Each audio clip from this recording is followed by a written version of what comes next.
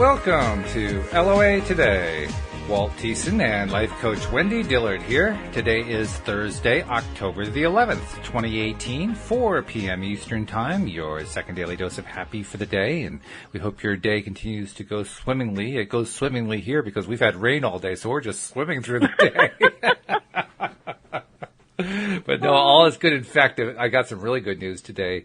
Finally, the issue with Bitdefender appears to be repaired, and they sent a global download, and I downloaded it, installed it, and held my breath, and then tried a test of the speaker broadcaster, and it worked. And I just tried again, of course, now, and it worked again. So I think the issue is resolved. For those that have no idea what you're talking about, Bitdefender is the name of Walt's antivirus program. That's right, yeah. And it started having some hiccups with the platform that we do our podcast. Absolutely. And so that's why a number of our shows could not be aired live, but only in a pre-recorded state. So what he's saying is... No, that's fair point. Seems to have been resolved. I repeat the story over and over again, so I assume other people have been listening to all the other episodes. But you're right. We have new listeners who don't know what I'm talking about, and they're saying, what the hell is he talking about? So well, and some people have no idea what Bitdefender is. Well, that's true, too. Yeah, it's an antivirus program, and a very good one, too, by the way. But it does tend to get a little aggressive sometimes, and this time, kind of got the sword out a little bit early. But that's all right. It's repaired. Everything's working great. Life is good. How's things with you? Awesome, as usual. Excellent. Because, even when they're not, I was listening to your show with Joel this morning, and he had some great stories about how, one in particular, how he's in the gym and he asked some guy how things are going. He said, great! And then the next 20 minutes, the guy poured out all these, negative stories. So, for my world, what I like to do is if you say, how are you doing? I say, awesome, or I'm doing wonderful as usual. Now, but what that doesn't mean is that I don't have hiccups along the way. It means I'm choosing not to focus upon them because what I know about my life is it is awesome and wonderful. That's a great way to look at it, too, because how we handle those hiccups is really the way we not only get through our day, but it reflects what's happening in our lives overall, what we're attracting, what we're experiencing, how we're feeling about it. It's really everything. Well, and I am a person who has...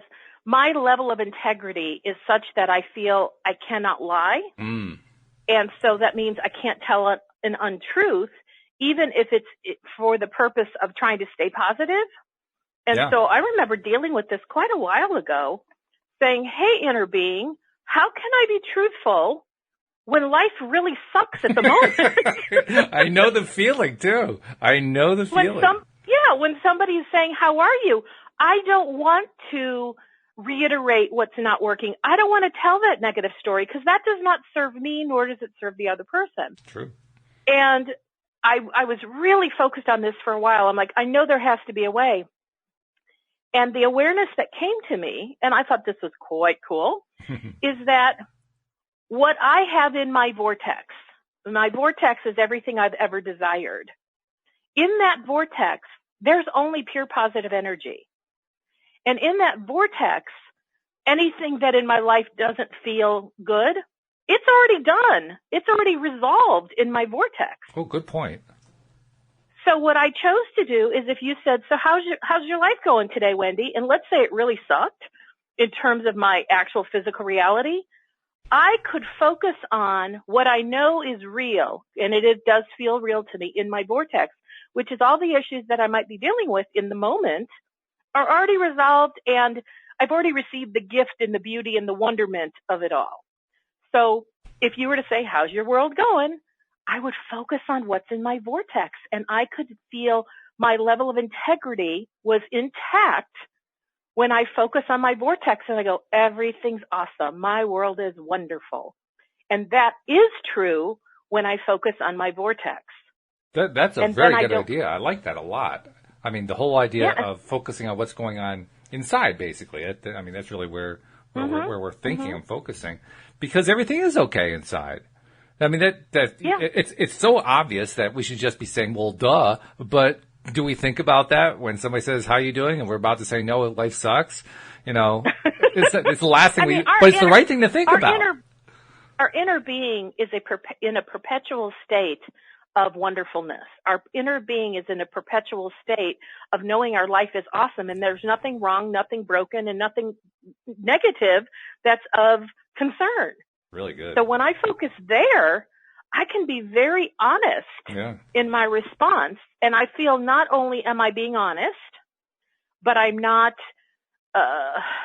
creating any additional momentum on my negative story. I'm actually pivoting towards that which I desire. And I'm modeling to other people what's possible. And you're reducing your own stress level too. Because when you're not, it helps. When you're stuck in that, because you're right, when you're stuck in that integrity battle of trying to figure out how the heck do I express it that it remains true to myself but doesn't bring myself or somebody else down, that's a downer just even trying to resolve that issue. But when you look at the way you're describing, that issue goes away. It reduces or even eliminates stress. And I found that when I respond that way, it makes me feel really good and I smile and it gives me this sense of, look what I just did. I just pivoted on a dime. And this person gave me the opportunity to pivot. Thank you to this person. And it all feels great. That is good. Thank you for that. That was really good. I don't know why I never thought of that before. Very welcome. But I know why I didn't think of it before. None of us ever do. When somebody asks how you doing, it's all about the physical world. That's what we respond to. Exactly. And so today we were going to kind of pick up where we left off on Tuesday, where we were talking about the importance of our feelings and how our feelings are messengers. And as I was listening to your show with Joel this morning, he was talking about having needing to set some new boundaries with one of his clients that is actually a whole family. Mm-hmm. And you asked a cool question. You said, well, how do boundaries and law of attraction relate? Which we never really got a chance to answer during the podcast. Yeah, I think you said you ran out of time before he could really put the two together. He gave some great definitions of boundaries, but it was cool because when you were asking that question of him, I thought, well, if I were on a show with Walt and he asked me that question, how would I respond? Well, before you give that response, I want to get our promos in first. So first and foremost, if you're not yet a subscriber, maybe this is the first episode you're listening to. And if you're listening to this one first, congratulations, you picked a great co-host to do it with. But if this is your first episode or one of the first ones you have not yet become a subscriber, please become a subscriber. And it's so easy to do. I mean, most people these days have figured out how to do it. But just in case you're one who has a little trouble figuring that out, we have instructions for you on the homepage of the website at loatoday.net. In fact, it's so simple that all you have to do is look at the two icons that are on the main part of the homepage. One's for people who have iPhones and iPads. One's for people who have Androids. You click that, and it does it. It's just you're there. So it's really, really simple. Second is for those who are subscribers, and even for those who are now new subscribers, please take a moment to share on social media the fact that you're listening to loatoday.net, because this campaign we've been running for the last 3 or 4 months to have our listeners and ask our listeners to help promote the show is really paying off. More and more people are finding out about us. More and more people are getting their daily doses of happy. And in the long run, that just keeps multiplying and multiplying until finally we're reaching, tens of thousands, hundreds of thousands, maybe even one day millions of people. And I still staggers my imagination how, what happens when we get an entire globe of people who are getting their daily dose of happy. I mean, the whole global mind shift, I can't even begin to describe it. It's just amazing to me. So that's it. Those are the messages right there. So now we'll kind of jump into, what are the feelings that cause one to know that they have boundaries that are being broken or that they need to set new boundaries? Because it really does still all come down to feelings. Joel didn't express it that way. He just said, I recognize, he expressed some other feelings about his own time management and that he was having the good problem of having so many clients and, so much good stuff going on that he really felt like he didn't have ample time when this family was sending him many, many, many emails, sometimes all at the same time. Yeah, and that was in reference to a story that he told about clients he was working with, and this whole family of 5 was in all kinds of chaos within themselves, and he was really kind of working hard with them, trying to help them out. But they had gotten to the point whenever they got into a fight, all 5 of them would text him at the same time. He said, "Okay, that's it. Draw the line. We're not doing that anymore." Well, and I totally get that because I provide email support to my clients as well. And I remember one of my clients, she sent me this really long email and asked me some really deep questions. Now, this is probably not the same thing as Joel's, but I didn't want to talk about Joel's circumstances because I don't know them. So I'll talk about my own. Sure. And I read the email, and as I was reading, I thought, oh my God, this could take me a minimum of an hour to give an appropriate response. Not to mention, when somebody writes something in an email, you don't know all the things that they may have left out. Oh, yeah. That you can uncover when you're doing a personal one-on-one session. Plus, you can't pick up the body language, the inferences, all that kind of stuff that's in the background. You can't see that in an email. So I followed my feelings, which is I read this email. I understood to the best of my ability what the client was asking for, but it felt overwhelming to respond. That feeling of overwhelmment said to me, something's not in alignment right now. I'm not thinking the same way my inner being is thinking. And so I asked my inner being, what do I do with this? This person's asking a really big, important question. And I just kind of heard, take a step back, don't respond right now, just step away from it. So I did. And then a little while later, I came back to the email, and I didn't feel as overwhelmed this time. As a matter of fact, I felt pretty neutral. And I thought, you know what? I could not do justice to answering this question by email. And so that's exactly how I responded. And I felt I had a feeling of what the thought track I was on right now was totally appropriate. And so I did say in my email, wow, what an awesome question. It's very deep. You thought it really through. And I said, I have a lot of thoughts that I'd like to share with you, but I believe it would be better served for me to share those thoughts with you when we're in a session versus responding by email. And it was ironic because she responded back. She said, yeah, I kind of had that feeling. So yeah, let's talk about it next time. But I could have tried. Sure. And I know from past experience when I've tried to give a response when I'm already feeling like, oh God, what if I say the wrong thing and it takes them off on a deep end because they're asking a different question, what I think they're asking, it actually makes it muddy. It gets messy, and it creates more problems than it could have or needed to have. Sure. So I was grateful that I followed my feelings, but now what does this have to do with boundaries? Well, by saying no, in my own way, I didn't just say, no, I'm not going to answer this, but in my own way, I recognized that I didn't really have any boundaries around the email support that I want to give. On my website, it just says, in this package, you get so many hours of sessions and email support. Well, I don't narrow down what that means because I feel like if I go into a long diatribe of how much email support they can have versus not, I'm focusing on what I don't want. Makes sense. I really don't want to do much email with my clients, but I also want to know that if they really have an issue they want to shoot out an email, I'm happy to receive it. But in this moment, it caused me to kind of define for myself, what kind of boundaries do I want to have when it comes to my email support?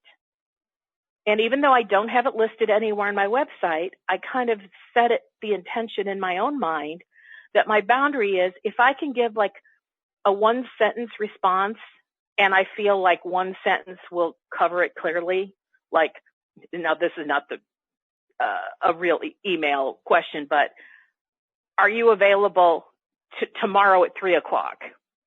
Yeah. My response would be, yes, I'm happy to talk to you at 3:00. I'll call you then. Sure. Yeah, that's appropriate. Yeah, where it's so clean cut that I know you can't screw up the meaning of what I'm saying. And granted, that to me is not email support. That's just normal logistics. Right. But if someone asked a question that could have that clean of a response, I feel totally comfortable giving that. Now, I'm not giving anybody, this was another thing, as far as boundaries. I remember sometimes I'd get an email question from one of my clients, and I wasn't in a place to give them a thorough, thoughtful answer. Mm-hmm. But there would be a feeling of, oh, but I should respond right away. And it doesn't feel good. Like I can't crank out the right answer right now because I have to really think about it. So I had this feeling of they're not going to think I got it or I'm responsive to them. But I also don't want to give them an answer that doesn't give them the thorough, thoughtful answer. And so I went, okay, inner being, I've got this feeling and it feels really uncomfortable. What do I do with this? What's the message? And what I recognized was I put my own self-imposed rule that I needed to respond the moment I saw it. And I thought, that wasn't in agreement with my client. We never talked about it, but this was my own self-imposed rule. Right. And so that feeling helped me recognize that self-imposed rule. And I went, that doesn't feel good. Where the heck did I come up with that rule? Well, in that moment, that kind of was a rhetorical question. I said, well, what do I want to do with that rule? And I said, I don't want to keep that one. That's not serving me. That doesn't work for me and it doesn't feel good. So I set up a new boundary with myself, which was I will answer when it feels like I can give a thorough, mindful, thoughtful response, and not until. That's good. And by the way, I could. Oh, I'm sorry. Go ahead. No, go ahead. Finish your thing. I was going to say, and the other alternative is, and I've been known to do this, is I'll respond. I say, I received your email, but I need some time to compose my thoughts about how to respond to this. So I'll get back to you sometime in the next couple of days. Stay tuned. Yeah. Yeah, it's good. And I love the way when the whole process started and you got that email, I loved what your first step was after you got your feedback from Inner Being, and Inner Being says, step back. And you took a step back. Mm-hmm. I love that because it occurred to me there are not many circumstances that we find unpleasant where that is not appropriate. That actually works most of the time. And it's a great way to avoid getting, assuming that you recognize you're potentially getting into something that doesn't feel good and that's going to lead to stuff you don't like. Assuming you recognize that, that's a great way to just stop it cold. Like, I'm just going to take a step back, give it a moment, take a breath. So how boundaries and law of attraction intersect is I'm now saying, I don't know that I've said on this show, but I'm now saying that to truly be a deliberate creator, you cannot not include spirituality or your inner guidance as a part of that. Because that's how you know, go left, go right, stop, start, move now, do not move now, get more information. If you don't work with your inner guidance to get that kind of thing, I don't know, I could be wrong, but I don't know how you can be a deliberate creator because there's so many variables, and being able to receive that spiritual, intuitive guidance to me is that's what makes it or breaks it for me. Well, certainly you're going to be a much more effective deliberate creator doing that. I mean, I can conceive of the idea of someone who isn't totally connected being a deliberate creator because, I mean, we see them all the time. Doesn't mean they're always successful. Doesn't mean they always successfully manifest what it is they're trying for, but they're still deliberately creating. They're just not doing it successfully all the time. Well, and I think when Abraham or other people who practice law of attraction talk about being a deliberate creator, we're talking about creating something specific in a successful manner. Because otherwise, we're just creators. Because we're all creators of both things we want and things we don't want. Oh, yeah. I think I was just going to say, just like we've always used the law of attraction, even though we didn't know we were using it. Right. I think, though, that the term deliberate creator has a little bit more definition around it, where we're purposefully selecting what we want to create, and then we work on creating it. And so to me, when I haven't created what I want yet, I wasn't a deliberate creator of my desire. I was just a creator of what I don't want. So to me, being a deliberate creator is aiming toward that which you want. And I honestly believe that having a connection with your inner being to receive intuitive guidance, to receive those nudges and impulses to move or not move, I think that's an important element to deliberate creating. I don't know that you can do it without. I hear you, yeah. I would say at the very least, when you have that kind of connection and you use it like that, that makes you a master deliberate creator. I mean, that like sets you head and shoulders above what most people are even attempting out there. Okay. I mean, really. I don't feel, well, I mean, I personally feel like I'm a master of law of attraction, but I don't necessarily at this point consider myself a master deliberate creator. Well, let's put it this way. You're farther ahead than most people I know. Not all. There are others who do the same kind of thing that you do, including many of my co-hosts. But when I talk to people online, it becomes very evident to me that not all are making that kind of connection. Not all are listening inside like you are. So I don't know. Maybe that's just me, but maybe it's just my way of saying kudos to you. You're up a level. You're doing well. So it's kind of relative. To one's own perspective and one's own, the gauge that we gauge ourselves by. Oh, yeah, of course, as always. It took me a long time to be able to, or to have the willingness to say I'm a master or I've artfully mastered law of attraction, because I do understand it. But being a deliberate creator for me was a whole other level. Mm. Especially the way you define it. Well, and to me, it's like, however we use however we would do it is fine, but I like to define the terms. When I say this word, this is what I'm meaning. Mm-hmm. Yeah. So anyway, I just believe to truly be a deliberate creator, it's not enough to just know the principles of law of attraction in terms of, sending out a broadcast signal and having law of attraction respond, but how I think you really gain mastery over that. I'll incorporate some of what you're saying. How you gain mastery over that is by honing your ability to hear guidance from your inner being. So let's tie it back to the question we were talking about earlier, and that is the relationship between boundaries and the law of attraction. Because clearly, if you're going to have good boundaries, those boundaries have to be consistent with you as deliberate creator. Otherwise, well, they're not good boundaries. Well, I mean, boundaries is a psychological term. At least that's how I know it. And it has a definition around it. Everything has to do with law of attraction. But to me, whether you're keeping your boundaries or having someone bust through your boundaries will always be noted by how you feel. Mm. So if somebody sends me, okay, so here's another one. So somebody sent me an email. It was an inquiry from, they'd seen me on my website, and they said, hey, I'm interested in talking to you about doing some coaching with you. And the first feeling, I felt like this person didn't give me much information about them, so it kind of felt really vague. Mm. And it caused me to think, because it didn't feel good when I received this, it caused me to think, I wonder if I want to set a boundary or set a rule or make an ask of people to please give me a little bit of the idea of what they're trying to accomplish, why they're even looking for a coach. Yeah, I'd say it's reasonable. And then as I thought about that, the thought was that's reasonable, but it didn't feel good to do it. Really? So I went, okay, well, there's still this feeling. I was uncomfortable when I received the email. So I felt into the feeling and I went, okay, what's this about? And I went, oh, wow. My first thought was they can't afford me. And so whatever response I have feels like it's just a waste of my time because they can't afford me anyway. So what's the point?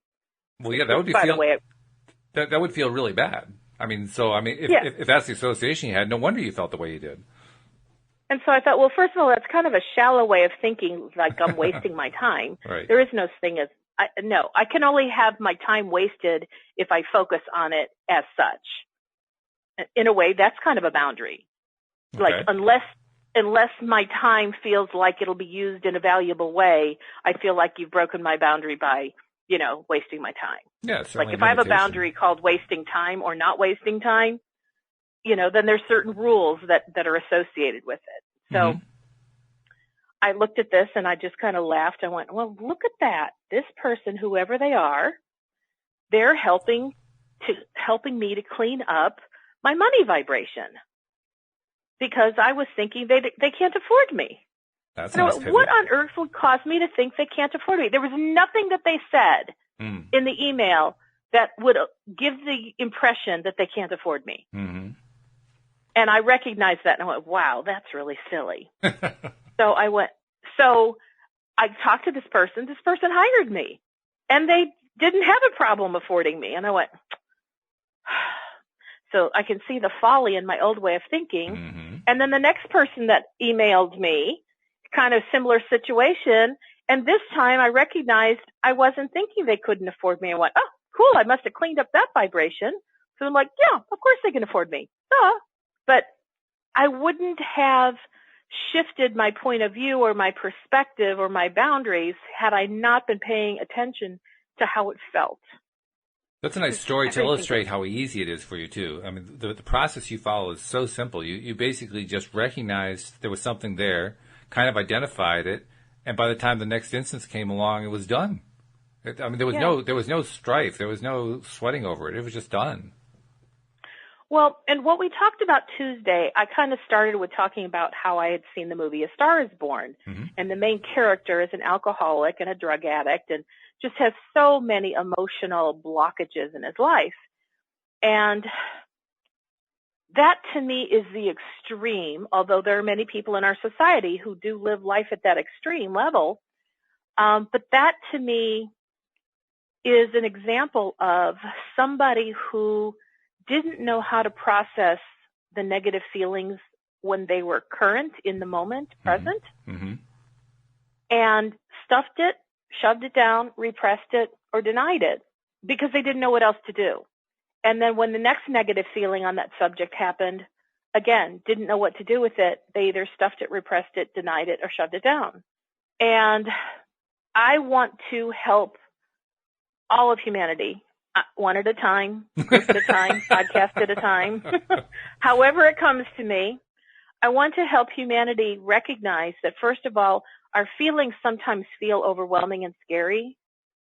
But when we really look at them, when we're really present with any one emotional feeling, it just is.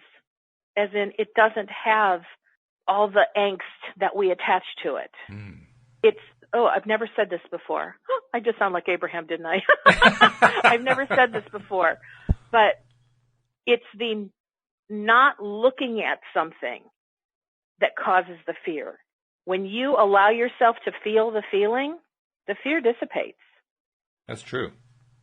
As a matter of fact, science shows that every emotional feeling we experience, if we don't add more story in our head to that feeling, if we just stop, within 90 seconds, that feeling will dissipate and be completely neutral.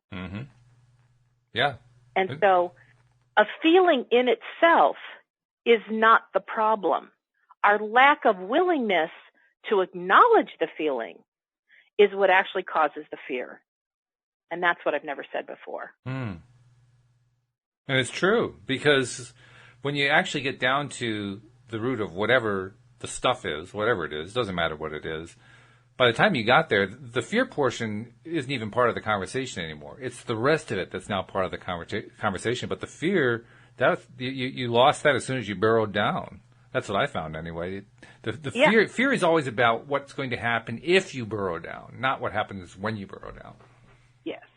And once you acknowledge the fear and you're willing to look at what's really going on that's causing you to feel that you're fearful, now you're dealing with something that generally doesn't have nearly as much charge. It doesn't have nearly as much negative emotion attached to it. It may have some, but it's not nearly as frightening. But now as an adult, we can talk about it using our rational mind, and it just becomes not so scary.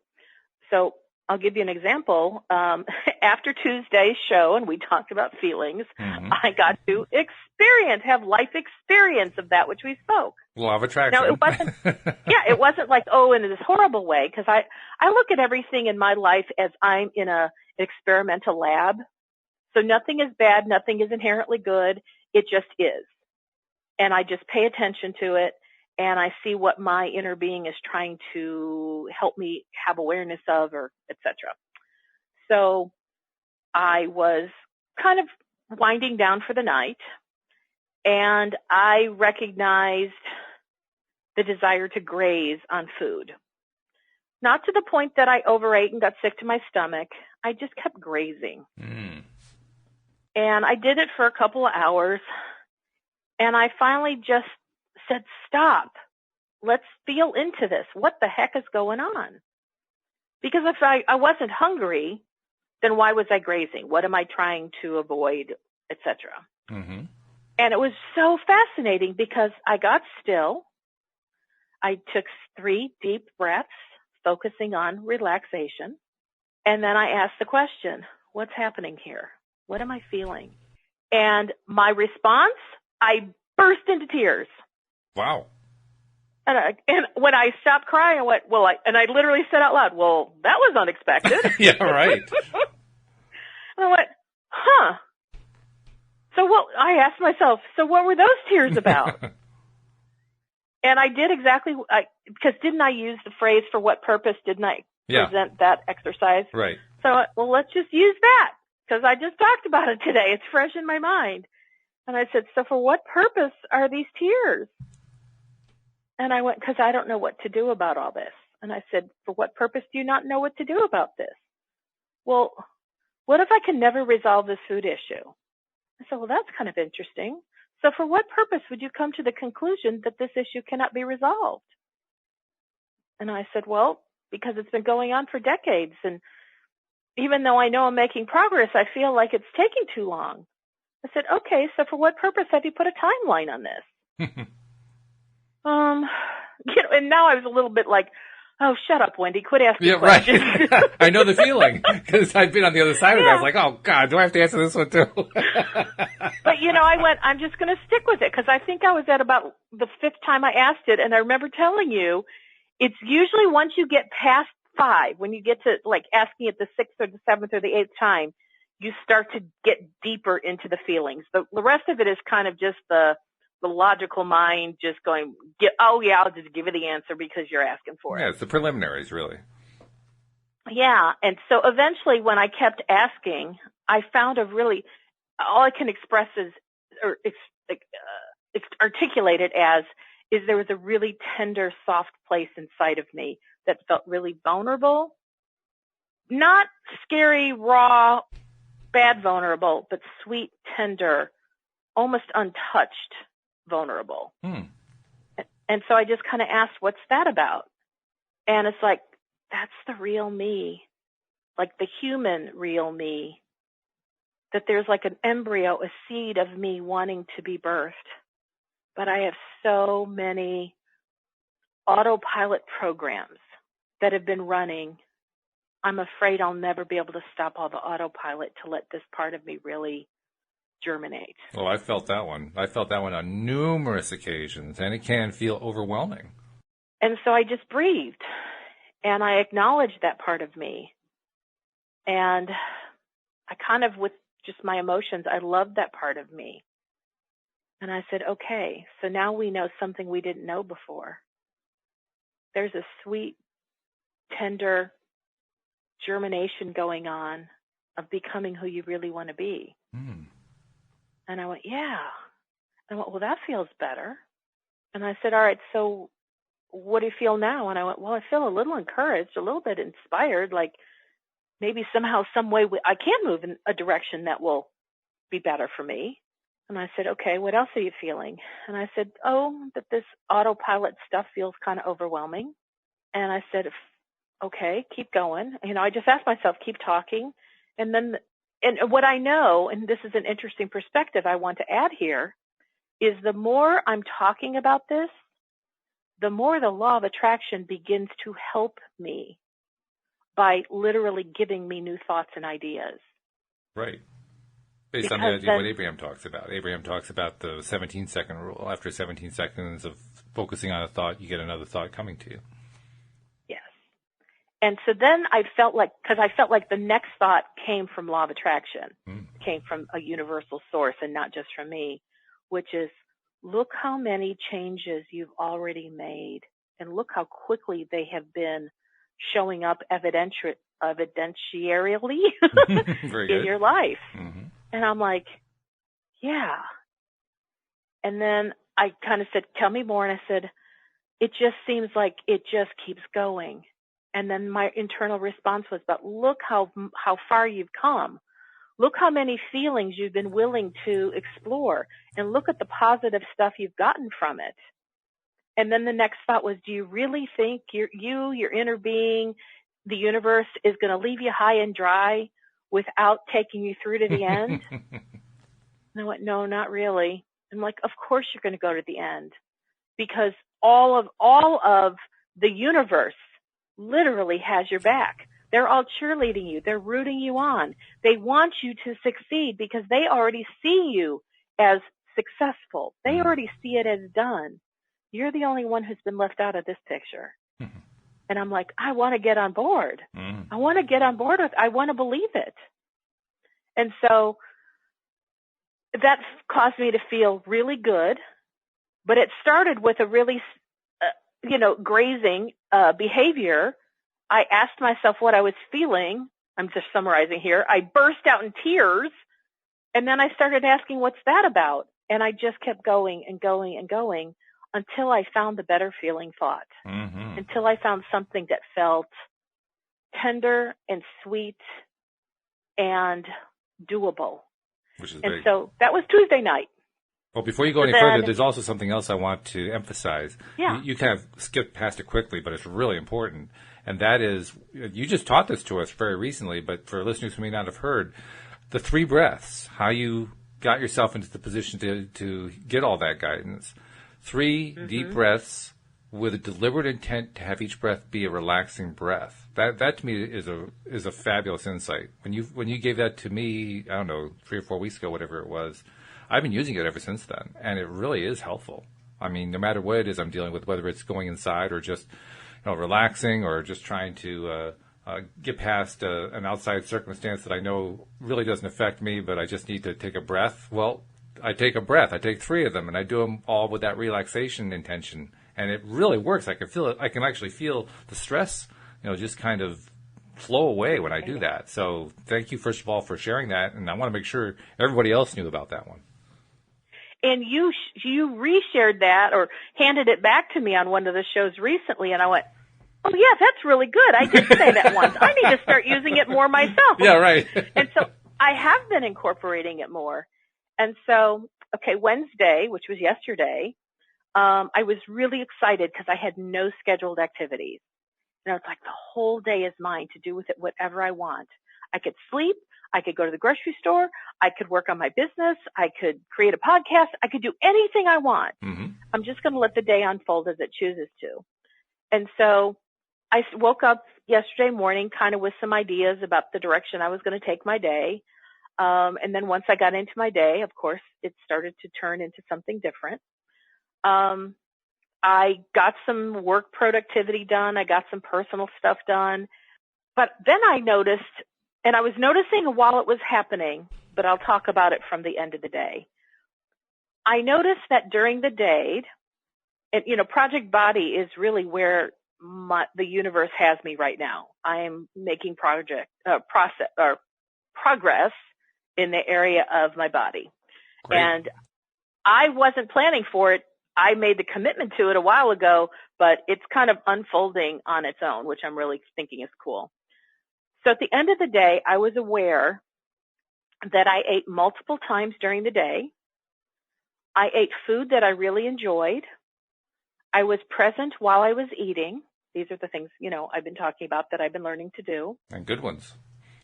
But I recognized, or for me, there was only one negative feeling going on that was kind of an undercurrent throughout the day, which is I feel like I'm eating too much. I don't know that I really need this food, but I didn't know how not to eat it because I was using the things that had been coming to me as new resources, which is check in. Are you hungry? Yes. Are you hungry for food? Yes. At what level on a 0 to 10 scale are you? And what I noticed at the end of the day was where I was on the 0 to 10 scale, and I'll have to kind of tell you what the different numbers mean. Okay. according to the scale that I'm using. Like 2 is really hungry. Okay. And if you're at a 1 or a 0, you're ravenous. Ah. And when a person has been an overeater, at least what I resonate to is I want to avoid hitting the ravenous point. Mm-hmm. Because okay. when the body's ravenous, it tends to overeat. Mm-hmm. Okay. So it's best if I can catch it at 2 or 3 and start eating then, because then it's much, and I've experienced this. It's much easier for me to breathe. It's much easier for me to be present, for me to be aware of the food I'm eating, and to notice how the sensations in my body, so that I can recognize when I'm full. And so 5 is neutral, where you're not really hungry, but if you ate, you could eat a little bit to get full, like to top yourself off. 7 is full. 7 is satisfied. 8 is full. 9 is overstuffed. And 10 is you're sick to your stomach. So I've kind of looked at, I want to stay between the 3 and 7, 8 range. And as I reviewed the day, I'm like, you know what? I did maintain between the 3, actually in the 7 range. Good. I never hit full, but I had hit satisfied many times. Good. And I never got ravenous. I just hit a point of a low level of hunger. And I noticed that most of the time when I started eating, I was at a 4. I was like just under neutral. And then I would eat just up to full. So I was really ranged between 4 and 7, which is, if you think about it, a really small range. Mm-hmm. But it's like I noticed I kept my body between a 4 and a 7 all day. And because of that, if you think about it, if you're driving your car and you set the rule that every time you get below a half a tank, you have to go fill up, go to a gas station, right? And you're going on a long trip, you kind of end up having to stop at the gas station a lot. That's true. But if you're like me and you're willing to get down to an eighth of a tank before you fill up, you don't go to the gas station there that often. Mm-hmm. And I was thinking about food yesterday in that way. And I kind of had this uncomfortable feeling like there was still not something right about that either. But I wasn't angry, kind of like, with Abraham's step 5 in the process of creation is you don't get mad at yourself when you're back at a step 1 contrasting moment. You just observe it. You go, okay, I can appreciate it for what it is. And that's how yesterday went for me. I'm like, I'm just observing what I'm doing. But at the end of the day, when I was lying in bed kind of preparing myself to go to sleep so I could prepare myself, segment intend for the next day, I said, I do really want to understand what today was about, because I felt like I had this very aware day. And I knew it was somehow it has a message in it for me. The day did. Everything I was doing, I felt that there was a message in it. Oh, okay. So like every time I had a slightly negative feeling about me eating during the day, and I was paying attention to my feelings, I would ask, what do I do with this? And I was kind of getting a sense of nothing right now, like let all these experiences get strung together, and then you'll have more data to work with. And I'm like, okay, that's an interesting message, but I'll go with it. Well, it's a good message for you because you keep talking about how you love data, so they were feeding right into your love of data. I do. And so this morning, as I was waking up, I kind of got the sense, lean into what yesterday was about to try to get some insight. And I'd say for about an hour and a half, I was lucid in sleep, non-sleep, sleep, non-sleep, while I was becoming aware of some new ideas. I can't even tell you how many new ideas passed through me. My inner being was throwing thoughts, memories, recollections, words, song titles, all sorts of stuff at me. Wow. And it's kind of like when you're in a dream and you can't remember the dream, but as you're having the dream, you're aware of the dream. Mm-hmm. And that's kind of how it was in this hour and a half as I was going through my process this morning. But the one that stands out to me, which I thought was most fascinating, is that I was at the moment in this process I was doing, I was focused on body signals. And I was sensing that I was somehow still learning body signals, but something wasn't quite right yet. And then all of a sudden this flash of my mother was there when I was an infant, like new infant, like 0 to 6 months infant. Oh. And I was getting this understanding or this concept of, mothers back in the 60s followed Dr. Spock, not Mr. Spock from, Star Trek, but Dr. Spock. Dr. He was Spock, like yes. the baby. He was like the baby expert. Right. And there was a lot of emphasis on schedules, how often you feed the baby, when you put them to bed, how often you check for diaper issues, stimuli, playtime. There were just all these rules right. around how to train a baby and how to set them up on a schedule. And the understanding that was coming to me was those rules didn't fit me. Mm-hmm. And I know my mom said I was a screamer, that I screamed a lot. Well, I've come to understand that when babies scream, it's because they're asking for something and they're not getting it. Yeah, absolutely. And that really resonated with me. Like, of course I'd be screaming because, like, I know what I want, and why can't somebody figure it out? And I was even getting this sense of I was being put to bed too early. Really? I wasn't ready to go to sleep. And I know that has a lot to do with what's going on for me now. Like the other day, I was up until 4:30 in the morning. I was wide awake. And I knew I was reconnecting with who I really am. Yet it's like, don't put me to bed before I need to go to bed. It doesn't feel right. And if I want to wake up at 4 in the morning and start my day, okay. And if I don't want to go to sleep until 4 in the morning, that's okay. And now I have the freedom to do that. But anyway, back to body signals. I just got this sense that my mother didn't know how to recognize her own body signals of being full or when she had needs or wants or whatever. And she knew she had feelings, but almost every feeling she had when she didn't know what to do with it landed in panic, which is like an extreme kind of something. And I don't know. And I'm saying all this stuff, like these are just all the thoughts that were bouncing around in my head this morning. But one of the things that really resonated with me strongly was my mother didn't know her body signals. So in essence, she taught me how not to pay attention to my body signals. And the wisdom of the cultural age was not to pay attention to a baby's body signals, but simply to put a kid on the schedule. Like and literally, I remember my mother saying, well, Dr. Spock says you put the baby to bed at such and such an hour, and if they scream, you just let them cry themselves to sleep. Mm-hmm. Sure, yeah. And she said, and Wendy, sometimes you scream for 2 to 3 hours. Whoa, boy. And I'm thinking, isn't that interesting how in the cultural society that I was a baby, that the wisdom was not to notice the kid is screaming their head off. Oh, yeah. The kid must need something.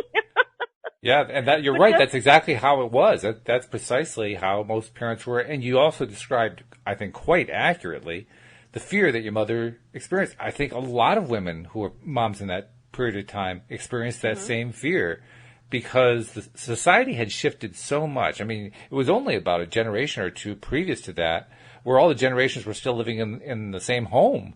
Now, this was like the 1950s, 1960s. True. Now, all of a sudden, all of the separation of the different generations of the family had already happened, and people were living in separate homes. So the old way of doing things was now just shattered, and moms were trying to make sense out of that. How do you do that? So they listened to people like Mr. Spock, or Dr. Spock, rather. Not Mr. Spock. If they listened to Mr. Spock, he would have just said, live long and prosper. But right.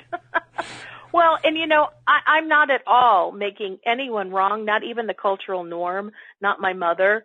I was just getting awareness of what I experienced. Oh, yeah, absolutely. And the overarching, idea that I got was, wow, I was disconnected, or the social message that was given to me was not to pay attention to how I feel. Mm-hmm. And when it came to food, somebody fed me before my hunger signal went off. Because according to Dr. Spock, it's time to feed the kid. Mm-hmm. And I saw this thing, it's like in my mind's eye, I could see being put to bed with a bottle in my mouth and a soft diaper propping it up. Mm-hmm. And so I wasn't even being fed by a human. Right. I was put in bed, and I was now just unconsciously, if you will, sucking on a bottle. Yeah. And I'm like, wow. And I kind of had the sense that I wasn't even hungry then, because my mind was still so awake and stimulated by just life. I wasn't ready to be going to bed, and I wasn't ready to eat. But because of the social conditioning, that's what happened. And so I was just very aware of how this had been a pattern since I was an infant. I was set up for some of these things. But in my dreamlike state that I was going through this morning, having had awareness with all this, I went, I'm ready to cut vibrational ties with this. Because this pattern that had been conditioned in me since I was an infant does not serve me. It didn't serve me then, but I didn't have the wherewithal at 6 months old to say, hey, stop it, people. But I do today. And I'm like, I'm ready to neurologically, from an autopilot program, be willing to cut ties with that. I'm done. That does not work with me. And now the next question, and even I have this, so how do I know that it worked? How do I know that my saying that will make a difference? Well, I'm going to live life and I'll see what happens. True. But I have every reason to believe that I was guided to that information today for the purpose of letting it go. And if there's something that needs to be let go, I'll find out. But I'm following my feelings all the way through this one. And you make a strong argument just through the story that you tell for getting internal guidance, because look how extensive it was. I mean, yes, part of it is we have to express it in words, but that was a pretty extensive set of guidance you got there. And that's the piece that is law of attraction part of everything we do? Yes. Yeah. I call that particular segment of what I was doing personal transformation work. Okay. And that's something that I have been trained in how to do. Now, have I taken my training and morphed it into a more personalized, integrative process? Yeah. I can't even tell you exactly which courses and trainings that I actually implemented, but if you put them all together, it equals what I did. Okay. Well, let me ask you this then, because you bill yourself both as a transformation coach, but you're also a coach on quantum leaping. So let's take a moment here in the last few minutes of the show to kind of compare and contrast those. You coined the quantum leaping. Oh, I thought you had. I thought I was just mirroring what you said. Maybe I didn't. Nope. Maybe I came up with it. I never used that word. Oh, then scratch the question. Forget the question. I thought, here I am putting words in your mouth. I didn't even know it. There's a process in NLP called change personal history. Okay.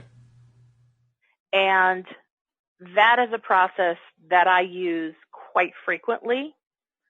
And I have shortened it. I've taken away from the clinical, do this, then step 2 is this, and step 3 is this. And I, in essence, took the essence of the process.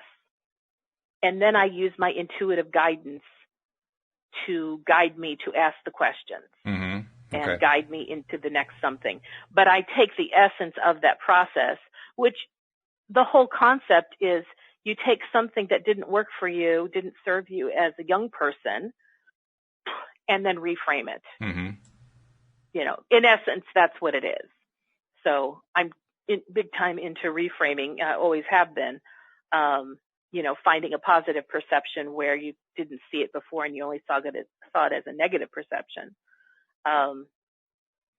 But I'm kind of coming to terms with my own coaching practice, recognizing that, yes, I'm a law of attraction coach, but I also find so much value in the personal transformation process when it's called for, and helping somebody learn how to recognize their inner guidance. To me, those are the 3 things that I put together, like that's the essence of who I am as a coach. And sometimes a client only needs one of those. and sometimes they need all of them. And I love knowing that I have all of those things available to me so that if a client comes to me and only needs one, well, they get it. But if let's say what they really wanted was more law of attraction stuff, and they went to someone who is a law of attraction coach, but doesn't have the other expertise training that I have, they're only going to go so far, or they'll only go so fast, put it that way. Because if they really need personal transformation that I do, it's going to take them a really long time to get there. And they may give up because their money runs out without getting it. Makes sense. That makes a lot of sense. So, yeah. So we started this whole conversation off with boundaries and what the relationship was between boundaries and the law of attraction. And as usual, you morphed it into some pretty cool stories followed by a Project Body report. Let's go back and see if we can tie it all together. If we look at this whole panoply of stuff that we discussed there, why are our boundaries something that we're glad that we're incorporating in our practice, and what's the next step for somebody once they incorporate, good boundaries? Well, I'm going to back this up by saying my intention, and maybe this was a disconnect between you and I before the show. Okay. My understanding was we were going to do a follow-up on Tuesday's show, which was talk more about feeling. True. Yes, you're right. You're right. And then I just said I'd like to pick up on Joel's point about boundaries and how it connects with law of attraction, which I felt like I did that in the first 15 minutes. Oh, okay. All right.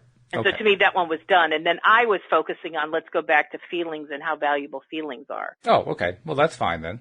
So really, then the conversation was about feelings. It was the continuation of the Tuesday show. And that's good. That's good. Yeah. Okay. Because feelings is something. What?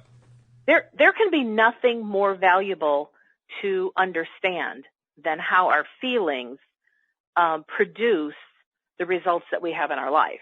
Because every thought has a feeling quality, every feeling has a broadcast signal, and every broadcast signal is responded to by law of attraction. So therefore, it's well worth our while to spend the time kind of getting to know that side of us. Absolutely. Yeah. And we all have so many feelings, and I'm wanting to help be a part of individuals learning how to identify their feelings. Which is what you do as a coach. Actually, this is a good time to put in a little plug for you as a coach. So, somebody who wants to do some of this transformational work, tell them how to get in touch. They can reach me by going to my website, which is my name, wendydillard.com. And my contact information is all over the place, but the easiest place to find it is in the footer, because the footer is on every page. So it gives you my phone number and it gives you my email address. That's good. That's very good. And just kind of very briefly, the first time that they contact you, what do you do? How does that first call go? Is this like trying to find out what they're trying to resolve, or what are you doing? Usually when they reach out to me, it's to set up a time to have our free consultation. Oh, okay. Which I usually say is about 15 minutes. If it needs to be longer, it is. Mm-hmm. But it's really about connecting and identifying what it is they're looking for. Okay. And then me kind of talking about what I think about that, just for the purpose of getting a feel for what I'm like, what they're like. I mean, I've had some clients that I knew or prospects that while we were talking, I thought, oh, this is not somebody who is highly motivated to actually change. And so I was sending the intention for them to be aware that they're not looking for me. Mm-hmm. And those are people that ended up not hiring me. And then other ones become my client because they're like, wow, this is a great conversation. And I like what you're talking about and how you're doing it. I want you. I want you to help me through this process. And then we talk about the prices that I have available, and they pick the package that best suits them. All right. Well, unfortunately, we're actually past time, so I'll have to do a little editing. But this has been great, and I look forward to talking to you next week. All righty. All right. We'll see you all next time as well here on LOA Today. Goodbye, everybody.